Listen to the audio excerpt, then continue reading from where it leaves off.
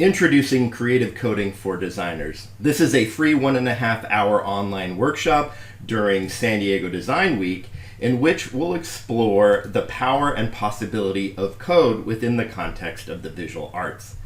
Participants will get exposed to generative design and computational media basics through creating a dynamic and interactive digital poster around the San Diego Design Week theme of inspiration.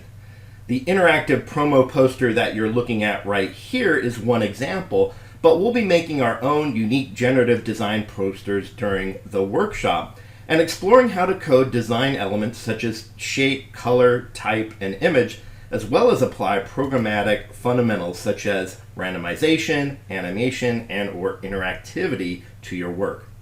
So myriad artists and designers use code to help them realize their ideas or find innovative new modes of expression. Yet for many, the idea of integrating software into their process is intimidating. This workshop aims to inspire designers to lose their fear of code and realize its creative and interdisciplinary potential.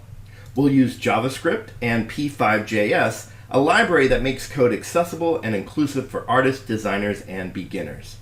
Your hosts will be full-time faculty from the Media Arts and Technologies Department at MiraCosta College in North County, San Diego. We hope that you'll join us.